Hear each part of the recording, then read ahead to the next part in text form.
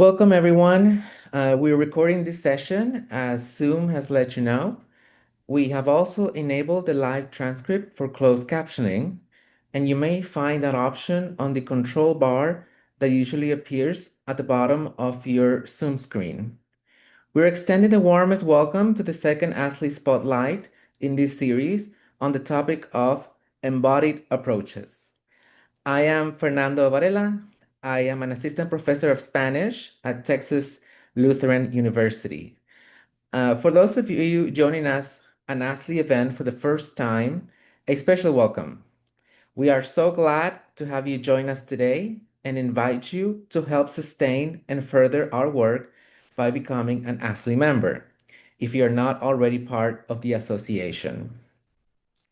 ASLE acknowledges its office is located within the Inda Indakina, the ancestral and unceded homeland of the Abenaki people along the Quenituka, Connecticut, and Ashwilot watersheds, and in the shadow of Mount Monadnock. We recognize that this land has been cared for by the Abenaki for at least 12,600 years, including the Sokoki, Pennacook, and other Wabanaki peoples. ASLE offers this statement as a way of affirming its commitment to recognizing and supporting Native history and culture in the Monadnock region and all regions where our members and officers dwell, past, present, and future.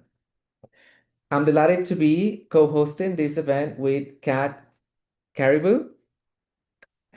Exactly. Yeah. Kat Caribeaux. Hi, everyone. As Fernando just said, I'm Kat Caribeaux. I'm a PhD candidate in art history at Northwestern University, where I specialize in the histories of taxidermy and environmental arts activism. I also work as a specimen preparator at the Field Museum of Natural History, which is where I am now, and as the editor of the Born Digital journal Lime, which is Northwestern's environmental humanities publication.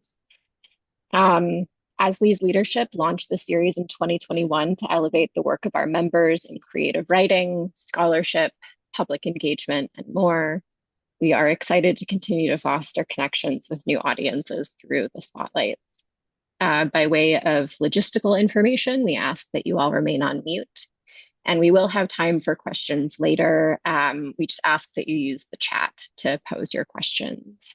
And please try to keep the questions concise since we only have a few brief moments together. So with that, we're going to kick things off.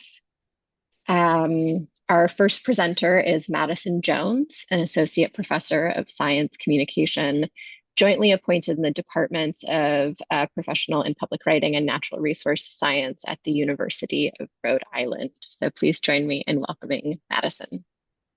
Thank you so much. I'm so thrilled to be here today with all of you. So I think we have some slides that we're going to share. Thank you so much, Amy, for that. Today I'm going to be talking to you about a project that my lab has been working on for the past 5 years at the University of Rhode Island. A little bit of what I'm going to talk about today is in my new book, Inventing Ecosystems. So I wanted to take a second to plug that. The conclusion kind of ends with why we might want to do kind of lab-based work, given the history that I talk about in the book. So my lab is basically using digital media, emerging technologies, and different kinds of place-based methods to do embodied and in-placed environmental communication, science and environmental communication. And so the project I'm talking about today takes place on the URI campus. The northern parcel of land that the university owns is called the North Woods.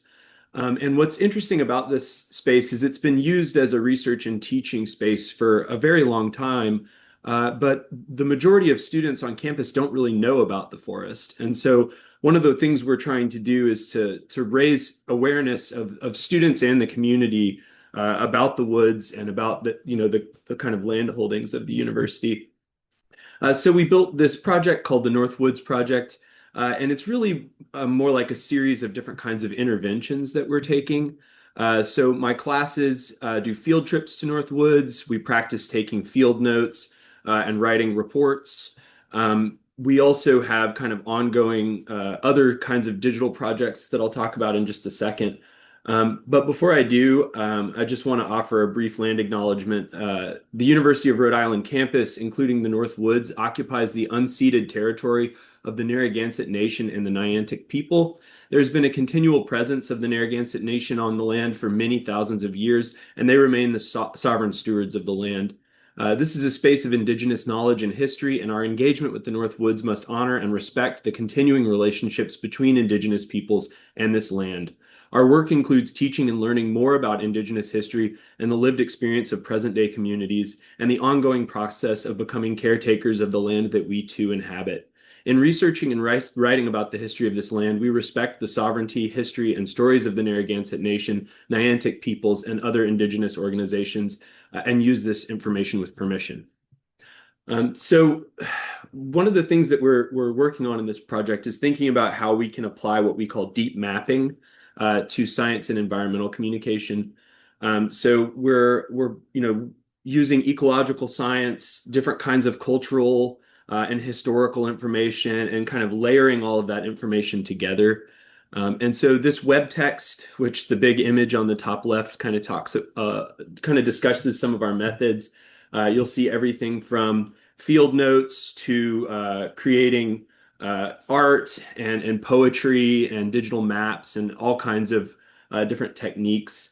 And if you could hop to the second slide, Amy, that'd be great. And so one of the kind of flagship things that we've been doing as part of this project is that we put on an annual write-out event. My colleague Stephanie West Puckett has been doing annual Day on Writing activities for many years. And so she's kind of partnered with me on this to bring hundreds of writing students to North Woods to experience some of the really great kind of writing opportunities that outdoor experiences can foster. And some of the other things that we're doing as part of these interventions is we're building a Northwoods field guide, kind of loosely based on that really tremendous Cascadia field guide project. And we also have produced a digital walking tour inside of the forest. And the walking tour is a traditional Narragansett story told by Lanessa Montanari, who's the Indigenous Empowerment Coordinator at the Tomaquag Museum here in Rhode Island. And so over a 4-part kind of walk, they get to hear this really exciting traditional ecological narrative from the perspective of Narragansett tribal traditions. And so, yeah, that's sort of just a really brief overview of kind of some of the stuff that we're doing at Jewell and with North Woods in particular. But there are links on the first slide that you can use to kind of find the things that I've talked about. And thank you so much for listening and for having me today. Thank you so much, Madison. And next, we will hear from Rasheena Fountain, who earned a BA in creative writing from the University of Illinois at Urbana-Champaign and an MA-ED in urban environmental education from Antioch University, Seattle, in partnership with Islandwood. Fountain has an MFA in creative writing from the University of Washington, Seattle, where she is currently a PhD candidate working on a dissertation focused on blues performance and environmental justice and a climate blues guitar and poetry album. Hello, everyone. Thank you. I'm grateful to be here. My name is Rasheena Fountain. As Fernando said, I am a PhD candidate at the University of Washington. I'm in the English department. And first, I'd like to acknowledge that I'm on Coast Salish land, and I'm doing this work on Coast Salish land. And I will be talking a little bit about my film, Drop Down Blues. Drop Down Blues is a speculative blues fiction and poetry film set at Drop Down, the Lasute Sheet name for Piper's Creek in Seattle. Coho salmon, native to the creek, went extinct in the 1930s. Notably, restoration efforts ensure that chum salmon are raised and placed in the creek annually because they can withstand the pollution to spawn successfully, unlike coho, who experience pre-spawn mortality too often. Drop Down Blues is based on my visits to visit salmon spawning and playing guitar at Drop Down in November of 2022. Through the Jack Straw Artist Support Program, I mixed and edited the recordings and post-production at Jack Straw Studios. The visuals and the sound for Drop Down Blues only include the material collected on the November 2022 visits. I use no other instrumentation or sound. Drop Down Blues has 5 sections and is written from the perspective of the blues woman, the witness heron, a great blue heron I encountered there, chum salmon, Drop Down the creek, and old growth forest.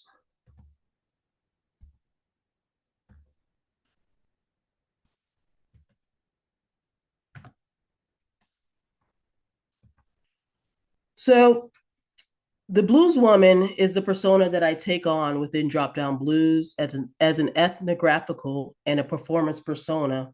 I look towards performance ethnography as a method. Through Drop Down Blues, I sought to honor myself, my ways of knowing, and own motivations that bring me to blues study, while contending with the blues woman as a feminist figure and as attended to in Angela Davis's book, Blues Legacies and Black Feminism, and other scholarly blues contributions.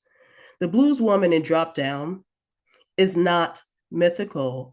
She is not someone I learned about in the blues song or through blues scholarship. When I conceived the blues woman to Drop Down Blues, I remembered my Mississippi-born grandmother dancing in the kitchen, smiling with the old Milwaukee in her hand. The blues performance within Drop Down Blues is an embodied performance as critical practice, similar to E. Patrick Johnson's discussion in queer studies, or almost everything I know about queer studies I learned from my grandmother. I look toward liner notes for the revolution, as Daphne Brooks says, Black women's music practice is revolutionary and inextricably linked to Black life. As a writer and blues musician working at the intersections of environmental humanities and Black studies, my work in Drop Down Blues examines the role of speculative and imaginative Black practice and the ways Black imagination can transcend colonial notions of return, time, and displacement. Blues has been a route to examine freedom and effective imagination that includes alternative other than human relationality. Blues poet and scholar Kevin Young says the nearby woods contained enough birds and roaming animals to provide slaves with geographical and naturalistic references of freedom as expressed through blues. Feeling, joy, rest in shared gazes, despair, the not resolving to despair, the improvisation, and the calling out to something other than human is a continuation of blues as expressed in slave narratives, Negro spirituals, work songs, folk ballads, and folk seculars, as Sterling Brown talks about. Blues are an imaginative and allegorical conversation about freedom. So the effective nature of blues that I feel as a blues musician and imaginative possibilities expressed as I riff blues on guitar is a mediational practice. Houston A. Baker speaks about blues performance, and at Drop Down, I adopt Baker's citing of the blues as a geographical and mediational site where the performer is wandering and always in flux. So through blues, I summon the train down the main line, the Mississippi River, the mountaintop, or the valley, or other spaces remapped to conjure a history of meanings. In Drop Down Blues, I sought to examine the ways that blues can remap a Black ecology that is anti-colonial and not constrained by colonial world building and making. Through Drop Down Blues, I bring to the forefront the tensions in Black human and other than human relationships, historically to forge a path toward a blues alternative. Drop Down Blues recognizes 20th century blues performances as a route for articulations of alternative, other than human relationality, a Black sense of place, and Black being.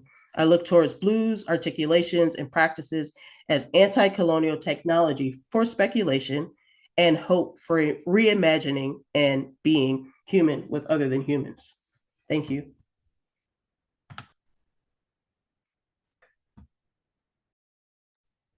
Thank you so much, Rasheena. Your work reminds me of the saying, you can never step in the same river twice. So I'm excited to speak more about that. So next, we'll hear from Radhika Subramaniam, an associate professor of visual culture at the New School, New York. She explores crises and surprises in cities, walking, art, and non-human human relationships. So please join me in welcoming Radhika. So good afternoon or good morning, as the case may be. And I want to thank Aubrey, Amy, ASLE for the opportunity, my fellow panelists for the marvelous work that you do, and Kat and Fernando as well for moderating the discussion. So by way of introduction to the book, I just wanted to think through a few images with you. The book is on the footprint, and here is a footprint, the broadest outline of a shoe on an uneven paved surface. You might see it as a walker pushing against the city, impressing the foot onto a surface not intended for printmaking. Other life pushes into the footprint, sprouting enough to break open both the sidewalk and the print. These prints appeared in the New York City subways during the pandemic, whose experience of collective frailty and confusion nevertheless pushed into our body consciousness of a sense of measurement, keeping 6 feet between us. The moon print, a thrilling gesture with its sense of adventure, promise, American hubris, and competition. And yet, as Gil Scott Heron reminded us, it was also just Whitey on the moon.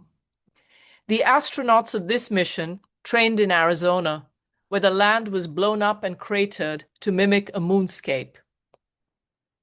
Hopi and other Pueblo peoples describe this land as the land of the footprint of their ancestors, a capacious concept of the term that includes buildings, potsherds, and mesas. But this land of footprints is also the terrain through which the US-Mexico boundary runs. The Border Patrol regularly erases footprints and other traces so that they can spot fresh ones. Part of the Border Patrol in this region is an elite tactical unit called the Shadow Wolves.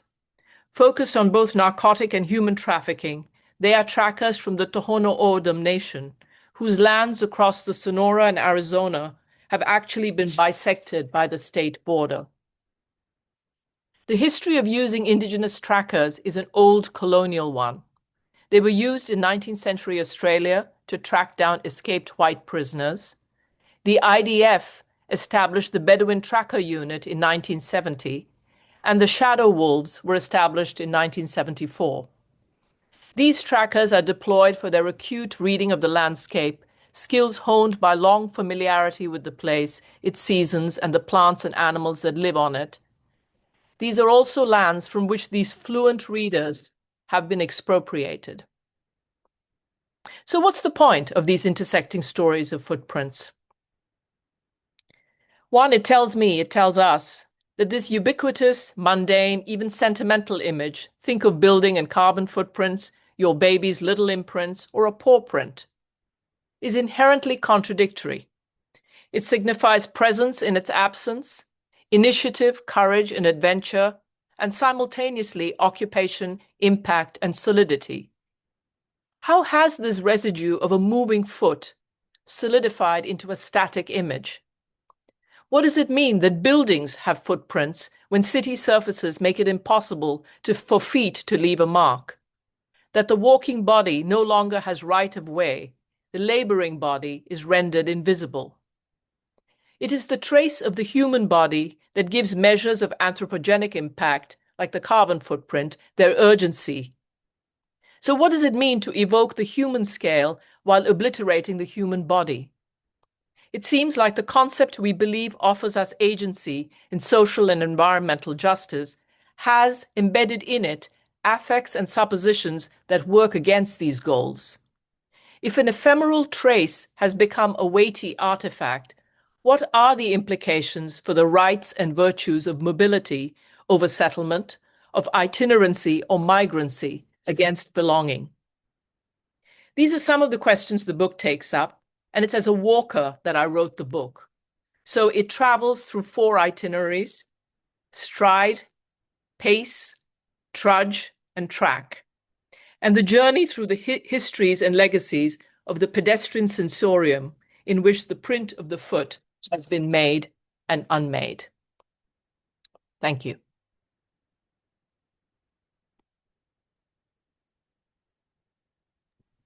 Thank you so much, Radhika. And finally, we'll hear from Maya Jewell Zeller, Professor of English and Coordinator, Professional and Creative Writing at Central Washington University, and Affiliate Faculty of Nature Writing and Poetry for Western Colorado University's low residency MFA. Maya's most recent books are The Wonder of Mushrooms and the memoir in essays Raised by Ferns. Thank you so much, Fernando. I'm zooming in from Spokane land, and I want to offer gratitude, of course, to Kat and Fernando and my other panelists. Especially shout out to Rasheena for offering visuals to the landscape from which so much of my work originates. I'm on interior Salish land here, but Coast Salish space is where I go home. So thank you for all of that and for all my other panelists' work. So I'm going to share today from my forthcoming memoir. It comes out in actually just a little under a month. First memoir. I come from a world of poetry and poetics, and so I'm kind of genre jumping.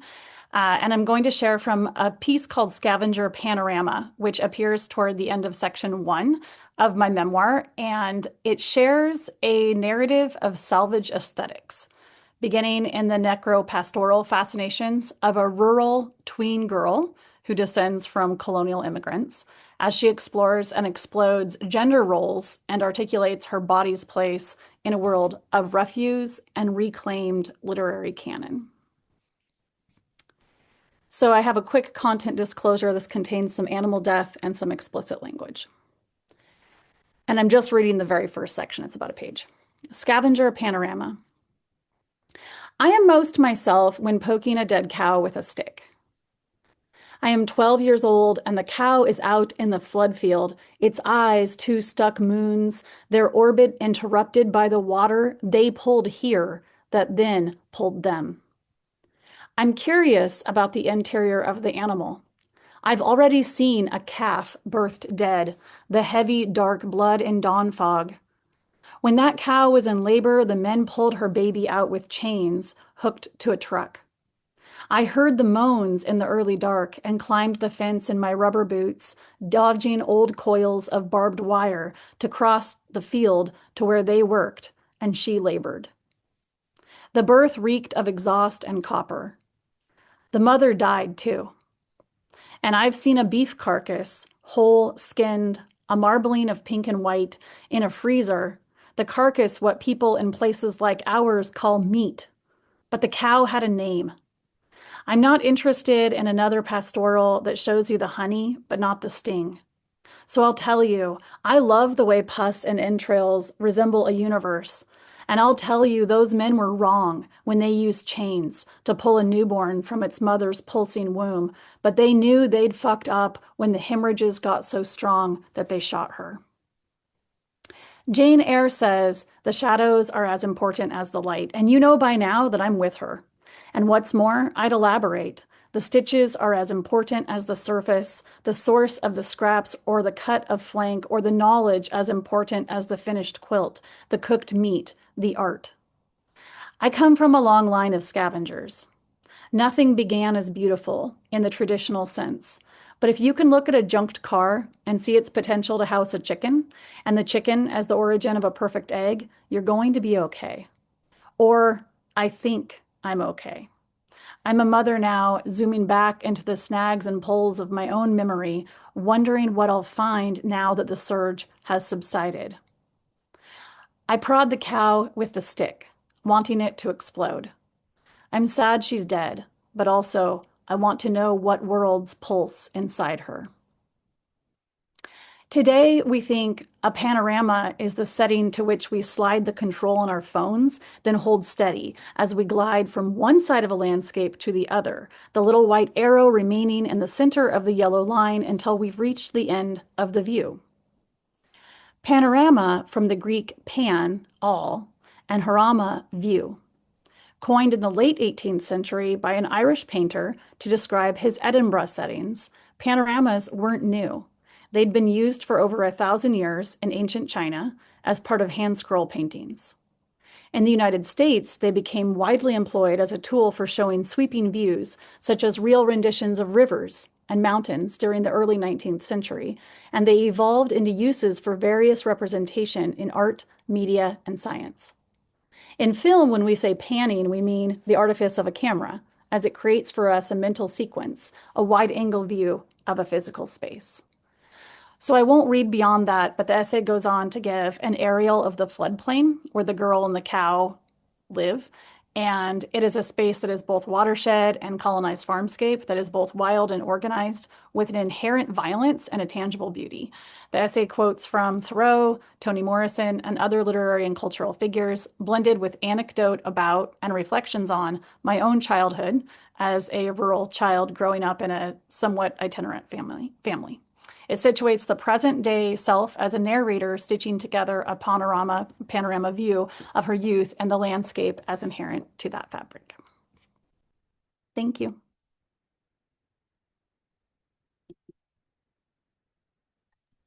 Thank you so much, Maya.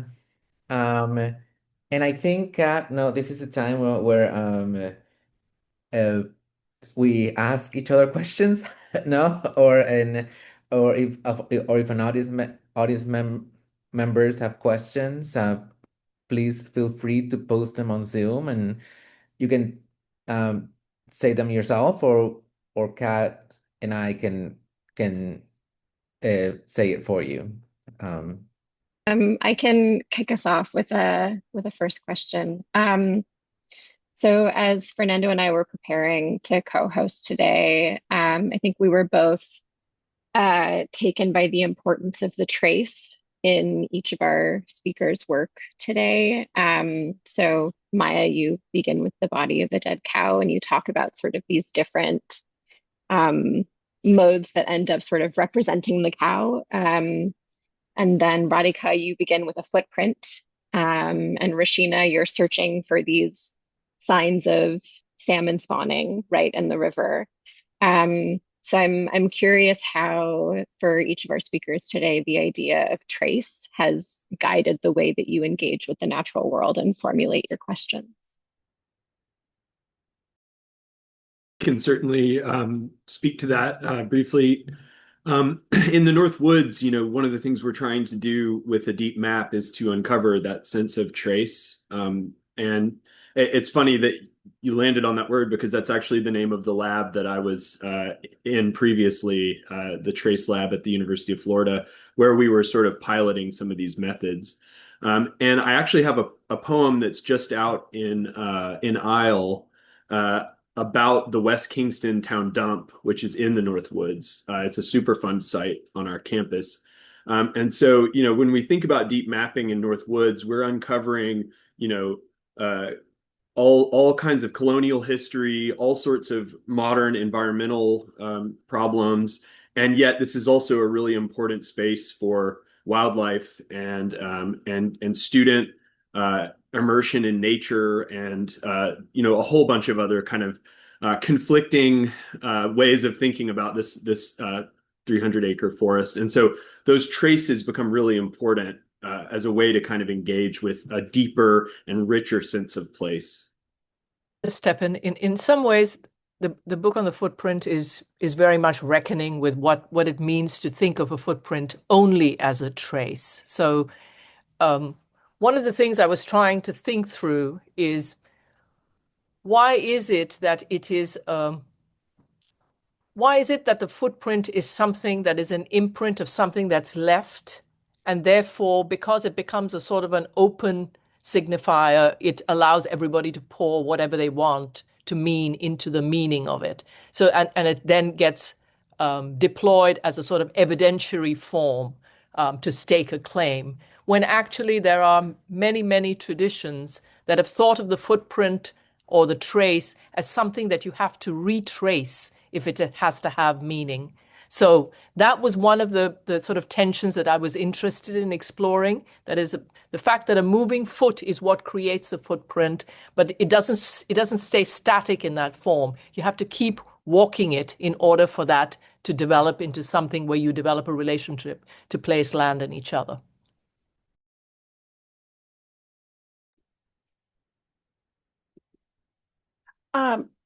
I'd like to address the question by nodding to the poet and essayist Mary Ruefle, who in her book Madness, Rack, and Honey talks about how she likes to start a poem by following a little sound or a little like wisp of image deep into the woods, like following a bird.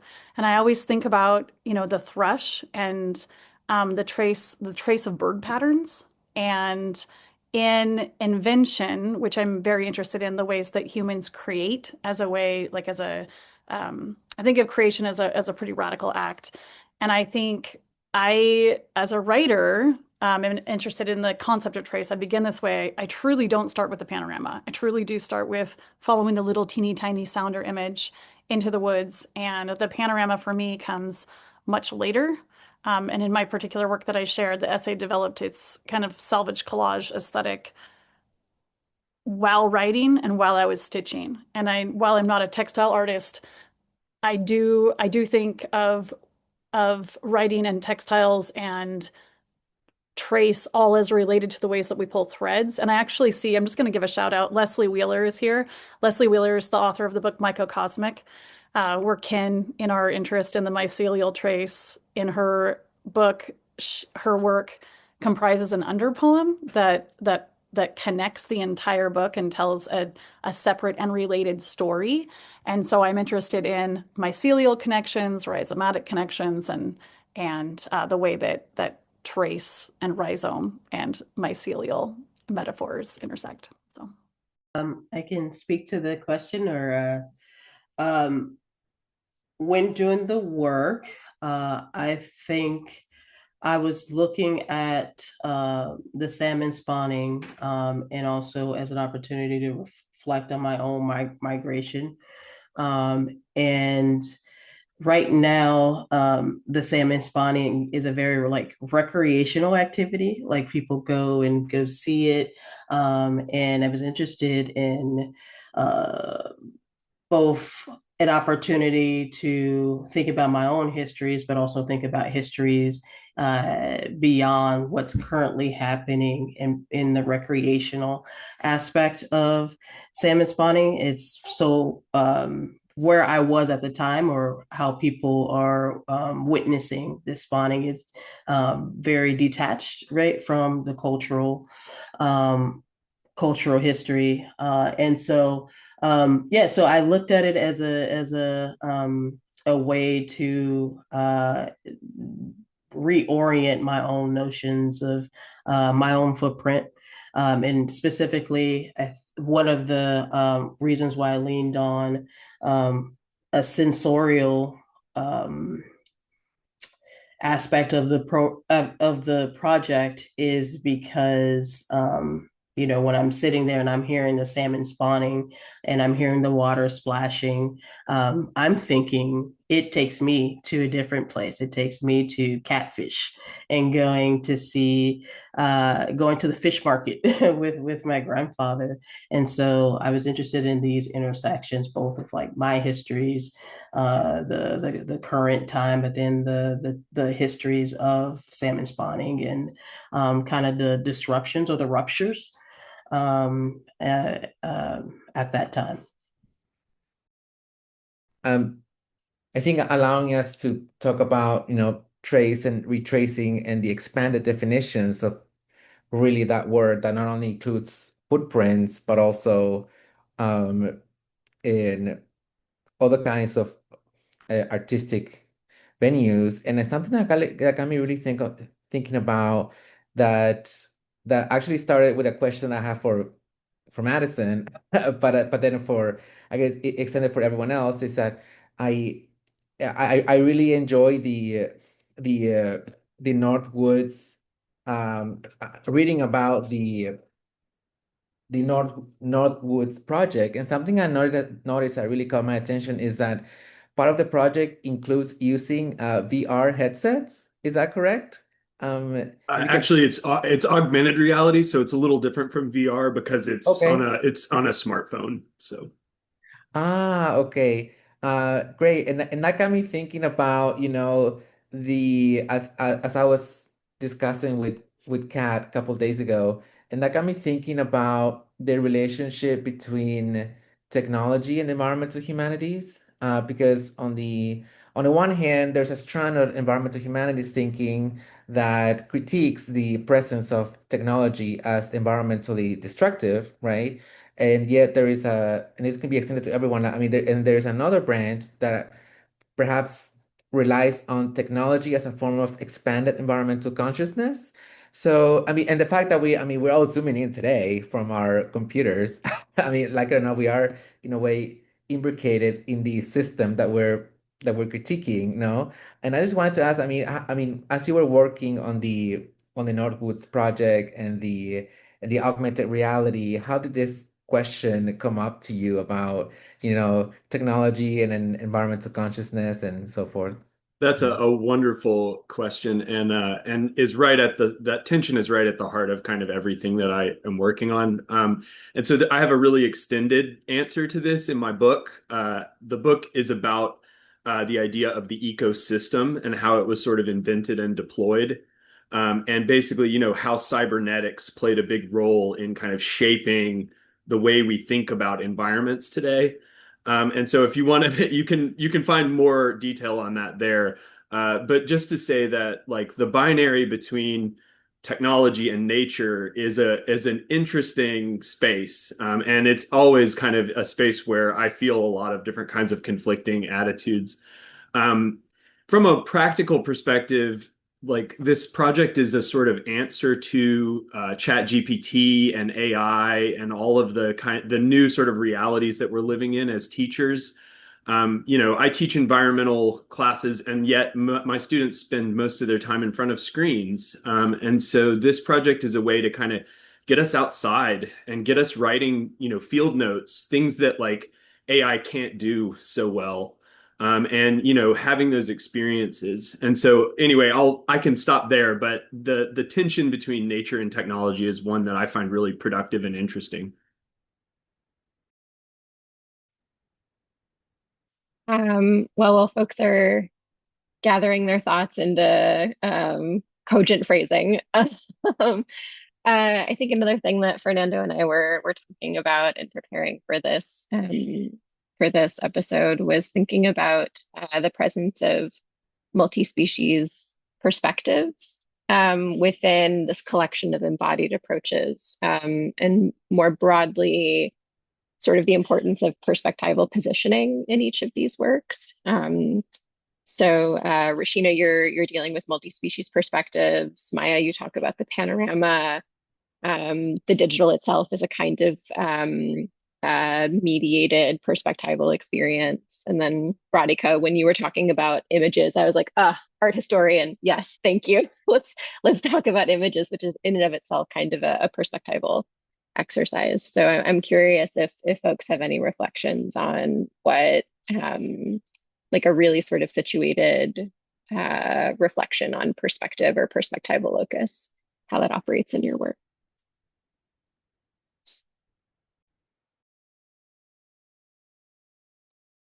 Don't know if I can answer it like that, but I'll just kick us off as just a way of thinking. What fascinated me about the image is that it was so thoroughly material a thing, while simultaneously being an extraordinarily powerful image and metaphor. So it always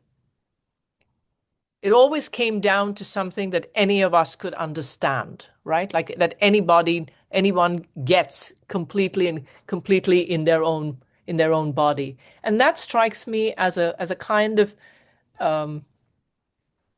artifact or organism to work with that is different from something that can be evacuated into something that's entirely imagistic or something that you can only deal with with the eye. So that was one of the qualities of the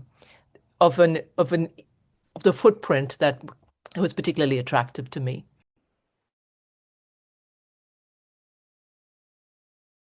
I can speak to the other than human um, inclusion and the choice to write from the perspective of multi-species, and yeah, which is an interesting choice, because I don't want to anthropomorphize, right, the species. But what brought me to doing so was, again, I was looking at this space that's a very recreational space. People are excited to see the salmon spawn in this like very pristine creek. It's beautiful in this beautiful park. And one of the solutions to, so the native salmon went extinct in that creek. But one of the solutions is to place one that could withstand the pollution better. And so that made me think about that. So there's this species that's thriving. So the creek is still polluted, right? And still has pollution that isn't, the habitat isn't suitable for that particular species. And so I, thought about that it's like, you know, resilience and this reliance on resilience, and also finding that cross um, connection with other species that as a Black woman, and this oftentimes, like, we are trying to build resilience even in habitats, right? And so I yeah, it was an empathy, um yeah, seeing it from a perspective of a species that is considered, just not considered in pain tolerance or anything, or the quality of life, right? But it's, it can withstand, it can do this thing in this very constructed space that is still not the best habitat for the multitude of species that rely on it, right? And so that's kind of where my engagement with the multi-species came in. Really enjoying all these answers. I want to answer this question by kind of coming at it through genre and the ethics of lyric imagining. So I'm writing memoir, which is a genre that I don't necessarily love. And I'm writing nature writing, which is a term that I find problematic, even though I teach in a nature writing program. So at the intersection of nature writing and memoir, it's tricky because I'm really coming at it through more of a layering of poetic structures, through poetry of witness, through docu-poetics, than I am through the structures of memoir. And I'm not against memoir, but I just think it's not exactly the terminology that I would have used if I weren't selling a book, right, commercially. And I think that's all really interesting. So I'm interested as a writer in the ways that the ethics of positionality intersect with the ethics of deep listening, research, and lyric imagining, and situating the self, like the self as a speaker, in a child body who doesn't yet have the language for saying things like, I'm coming from Denise Levertov's theory of inscape, right? You think about Denise Levertov and the inscape she talks about in some notes on organic form, the poet and craft theorist Denise Levertov talks about Hopkins' inscape, where the internal emotional intellectual scape rises up out of the self and creates the form. So the form is created by the inscape. And when I think about inscape, I think about how the child body stood in a river and stood there long enough to feel the little caddisfly larvae in their little homes before they hatch, crawling over her feet, and stood in the river with the salmon and watched the salmon fry and watched these cycles and felt a part of these in the way that the child body, the adult self can't appropriate that perspective. But the child self felt like she came from that cellular history. And I'm really interested in the memoir and in my work in general and in all of our work, the ways that our cellular structures didn't our cells precede us. So our matter precedes us. And we were salmon. We were caddisflies. we were, you know, we come from this matter. And so I'm interested in the ways that poetics of lyric imagining, of research, of thinking about the lands from which the person forms.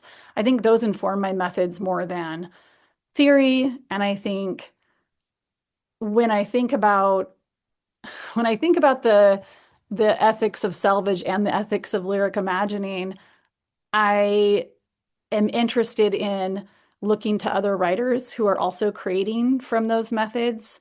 And I'm thinking about writers like Mita Mahato, like Seattle's Mita Mahato, who does collage poetics and who uses reclaimed, she'll say garbage, but like reclaimed materials to create art fully from things that otherwise would become landfill materials. I'm interested in all of that. And I think that informs, I don't know if that was exactly the answer to your question, Kat, but what I'm trying to say is I think in imagining perspectives that are not my own, I have to stop and think about what are the patternings of self that we create? What are the patternings of perspective? And how is an individual vocality a polyvocality of the cellular history that one inhabits, that one can't divorce themselves from, and that we must speak from and for and on behalf of? And I think that's how I approach other perspectives. I can't say that I can speak for Ferns, but I'm definitely interested in paying close attention and understanding what is of the landscape, what is naturalized to the landscape. How can things coexist? So I guess I'm also kind of answering Leslie's question in the chat, and then I'll stop talking. But how does this book think? Does this book think through Fern perspectives? And only kind of. There's a title chapter toward the end, Raised by Ferns, and it talks about all the various ferns and how they're all ferns, despite their many. It's a little cute, but it's a little cute, but it's a memoir genre, so.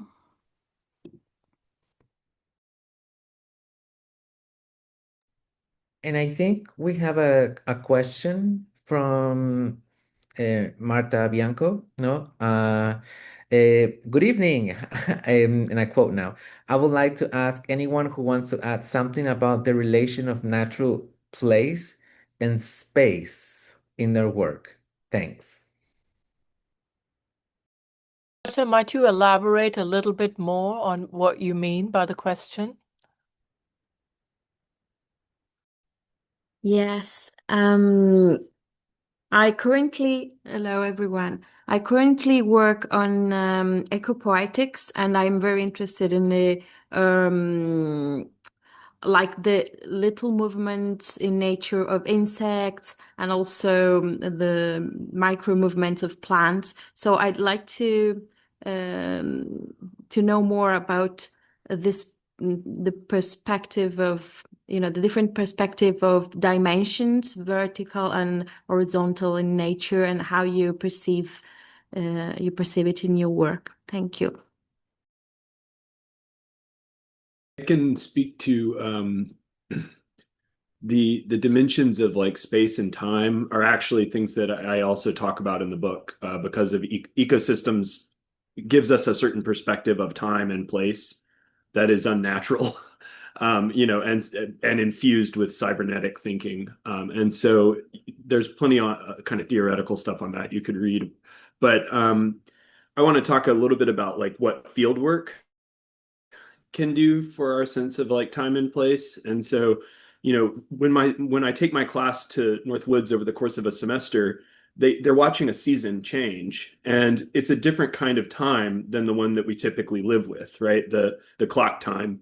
And students, it's remarkable to watch the ferns in the forest. We have lots of cinnamon ferns up here, to watch those ferns change, whether they're sprouting or they're reaching the end of their cycle. It's amazing. And it's a different way of inhabiting a place than we typically think of, right? Certainly on an academic campus where, buildings and green spaces are all designed to just be sort of moved through in a very different way. And so those things I find very exciting, ways to get outside of the sort of bland, landscaped worlds that we kind of inhabit in our mundane lives. And I have here a question from the Tamara. Rasheena, I first thought I heard Brazilians instead of resilience. Is there a kind of brilliance in creatures who can somehow adapt to pollution?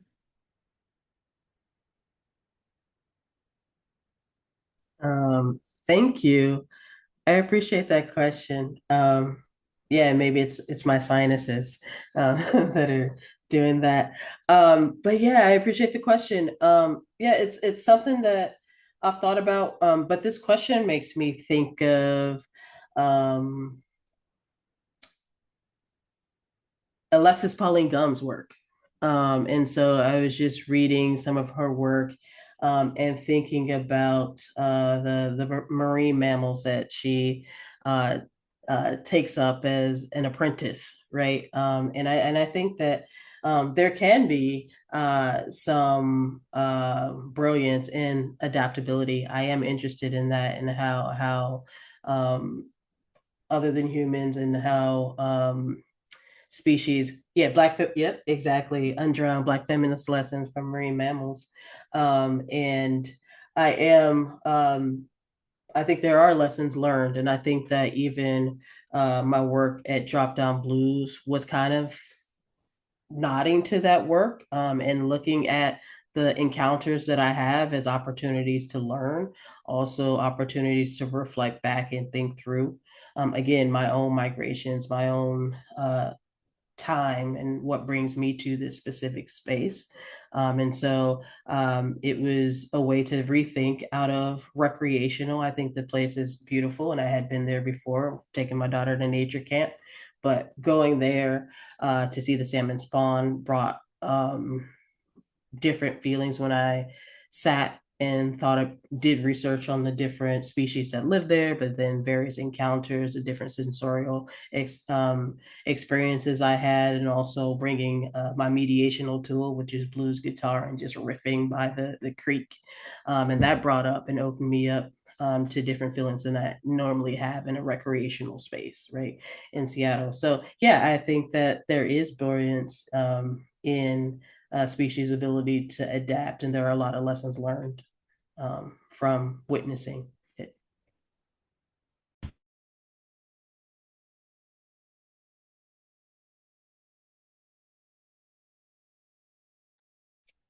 We are coming up on time, so we probably have maybe a few minutes for another one last audience question, if there are any questions burning holes in people's brains. Audience isn't asking. May I ask a question? Yes, I've been interested in Rasheena and Maya and Madison in a different way. I'm interested in how much listening and sound. Rasheena, yours is obviously perhaps most overtly so in that you're making music and you're making it in relationship. Maya, your intention to sort of language and the ways in which the word is deployed is very much a sonic thing. And Madison, clearly yours is a very multimodal kind of enterprise. And I'm wondering if you have some thoughts about sort of sound in particular and the way in which it makes its way through your work. It may not be possible in 2 minutes, but I'd be curious to hear what anybody's thinking.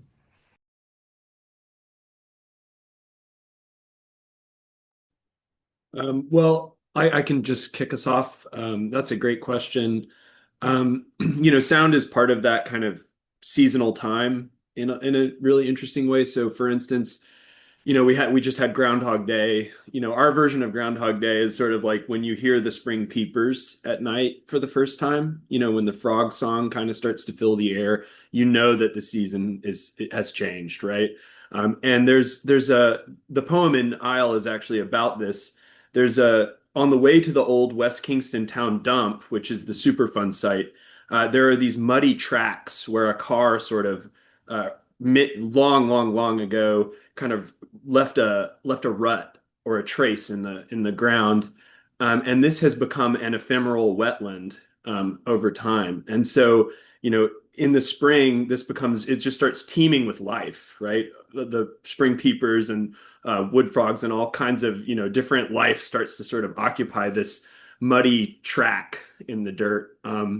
And so, yeah, recording those sounds and kind of representing those sounds is really interesting. I actually had a student who produced a soundscape called the Northwood Sound, based on some of that. It's not talked about in the article, but it's one of the many different kinds of interventions that we're interested in. So thank you. That was a great question. I appreciate the question as well. And I think that sound has a way of transcending boundaries, geography, time, and in a way that can make a place more accessible, or it's tied to memory, right? And so if I go to a particular water source and hear it, or if I just focus on the sound, again, transports me to the fish market, because we didn't have a lake we could go fishing. So my grandfather went and got catfish from the fish market. And so I think that it's not as produced, or people aren't as constrained or socialized if you see a particular landscape, you're socialized to see it in a particular way, right? But I think sound can kind of transcend that, and invite in a different way than visuals, or and so on. I know we're short on time, but I just want to also just jump in and say I'm really excited that someone asked a question about sound, because it instigates the idea of a multisensory immersion in our work. And I think that when we go back to the multisensory immersion, we're going back to the pedagogy of play. We're going back to I really believe that interacting with the world as children do is important, and the ways that our senses are unsiloed, and our senses are naturally multidisciplinary. And so it pulls us into a space of deep engagement, like Rasheena and Madison are talking about. And as far as my work goes, I read it all out loud. And I encourage students, I encourage anyone reading and writing to take their work into the woods, to take their work, if they don't have the woods, go on the balcony, or go onto the pavement right outside your apartment. I mean, there are so many places that you can engage. And I tell them, take off your shoes, take off your shoes and stand barefoot if you can, and then read your work out loud and see if it feels like a poem. And if it feels like it's inhabiting all of those things, then it's there. And if it's not, it's a great revision tool to go back and reflect and get quiet again and let yourself be with it. So, Radhika, I don't know how we are in time, so I'll let the moderators jump in, but I would love to hear you talk about sound in your work. I think of sound very much along the lines that in two ways. One, I think of things like squelching. I mean, I'm going to be just in the footprint, like when something can make an impact, an imprint, it has to have a squelch, an oops. It has to have those sorts of qualities that allow you to. So I think very much about the fact that the foot, in a sense, encounters a sound. It creates a sound. It has a vacuum. It has an impact, and that's partly, that's partly what comes into my mouth then and comes into my fingers as a way of writing. So maybe that's as much as I need to say.